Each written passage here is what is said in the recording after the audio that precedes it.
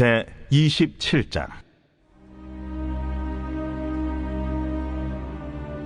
너는 조각목으로 길이가 5규빗, 너비가 5규빗의 제단을 만들되 네모 반듯하게 하며, 높이는 3규빗으로 하고 그 네 모퉁이 위에 뿔을 만들되 그 뿔이 그것에 이어지게 하고 그 제단을 노스로 싸고, 재를 담는 통과 부삭과 대야와 고기 갈고리와 불 옮기는 그릇을 만들되 제단의 그릇을 다 노스로 만들지며, 제단을 위하여 노스로 그물을 만들고 그 위 네 모퉁이에 놋고리 넷을 만들고, 그물은 제단 주위 가장자리 아래 곧 제단 절반에 오르게 할지며, 또 그 제단을 위하여 채를 만들되 조각목으로 만들고 노스로 쌓을지며, 제단 양쪽 고리에 그 채를 꿰어 제단을 매게 할지며, 제단은 널판으로 속이 비게 만들되 산에서 내게 보인 대로 그들이 만들게 하라.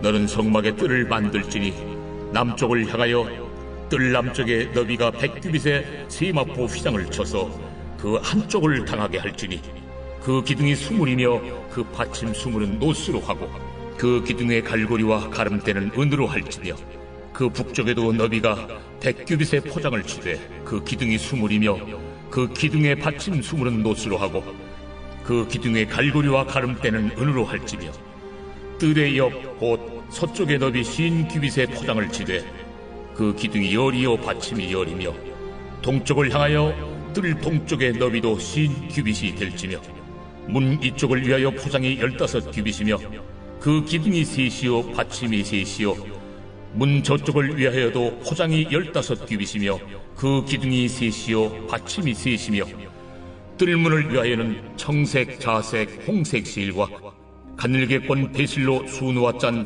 20규빗의 휘장이 있게 할지니, 그 기둥이 넷이요 받침이 넷이며, 뜰 주위 모든 기둥의 가름대와 갈고리는 은이요 그 받침은 노시며, 뜰의 길이는 100규빗이요 너비는 50규빗이요, 세마포 휘장의 높이는 5규빗이요 그 받침은 노시며, 성막에서 쓰는 모든 기구와 그 말뚝과 뜰의 포장 말뚝을 다 노스로 할지니라.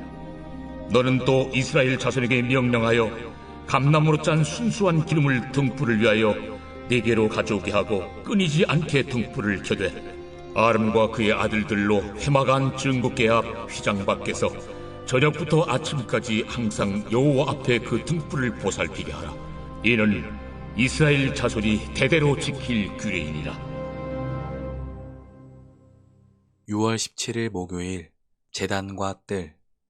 출애굽기 27장 1절에서 21절입니다. 오늘은 하나님이 모세에게 안뜰을 말씀하십니다. 이제 성소와 지성소를 다 말씀하셨기 때문입니다. 안뜰에서는 가장 먼저 제단을 말씀하시는데, 지성소에서 언약궤가 중요하여 먼저 말씀하시고, 성소에서 떡상이 중요하여 먼저 말씀하시듯 제단은 안뜰에서 제일 중요하기 때문입니다. 저는 개인적으로 성막의 모든 기구 중에 유일한 은총의 수단인 제단이야말로 성막에서 가장 중요하다고 생각합니다. 언약궤 때문에 성막이 만들어졌다면 제단 때문에 성막은 굴러갑니다. 1년에 한 번 들어갈 수 있었던 지성소의 언약궤와 365일 밤과 낮으로 끊이지 않던 제단의 불은 무엇이 거룩인지 한 번쯤 생각하게 만듭니다.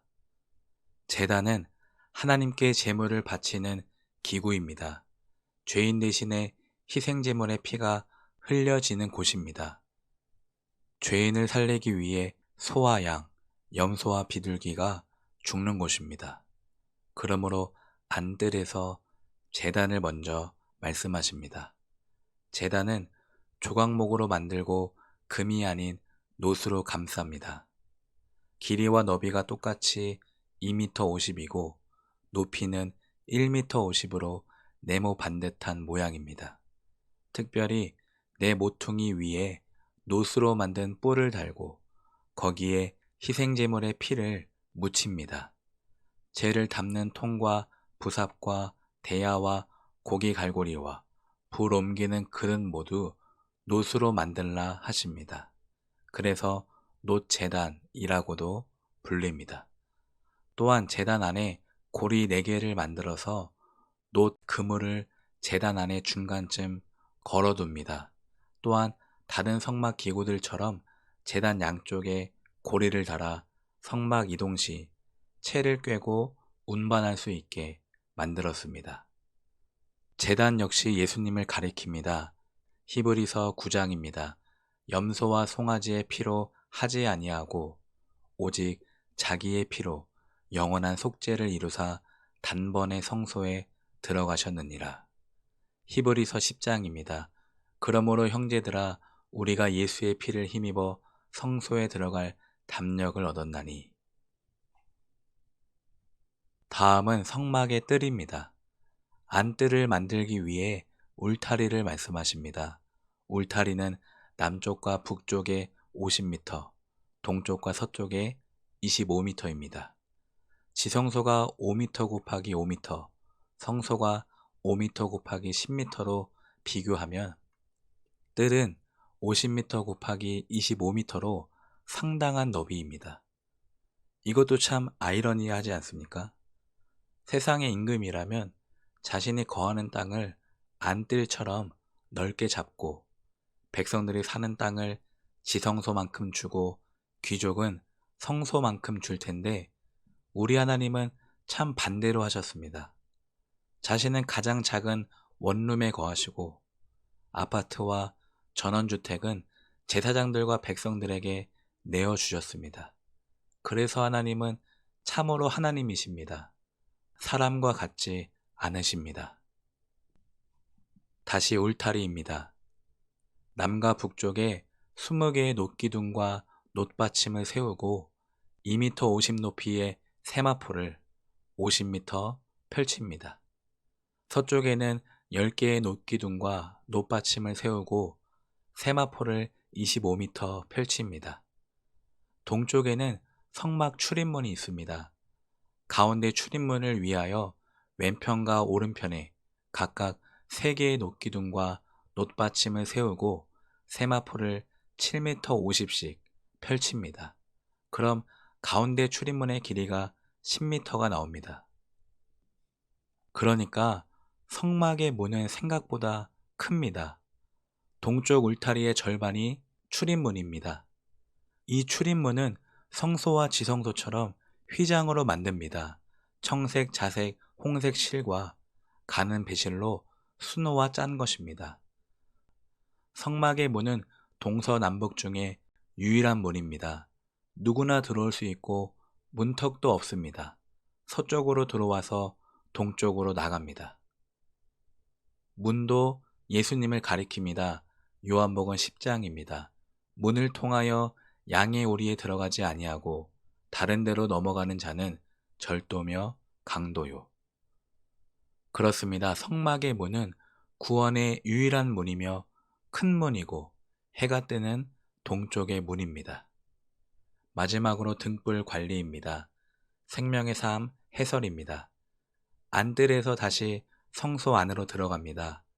이스라엘 백성은 등잔 때에 등불을 밝히는 데 필요한 순수한 감람유가 떨어지지 않게 기름을 바쳐야 하며 제사장들은 이 등불이 항상 꺼지지 않게 아침 저녁으로 관리해야 합니다.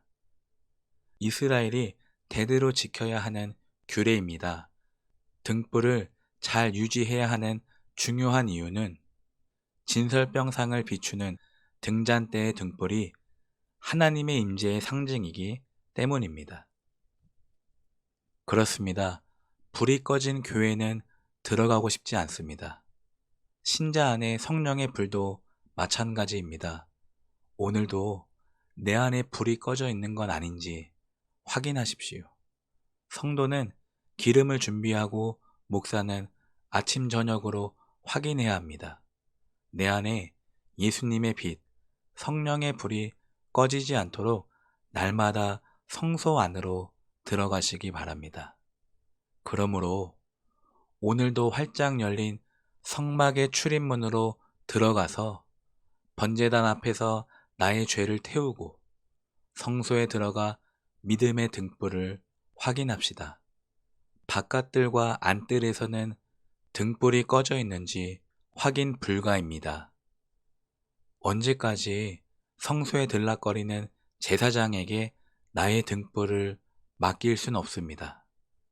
사랑하는 성도 여러분, 성소 안으로 들어가십시오.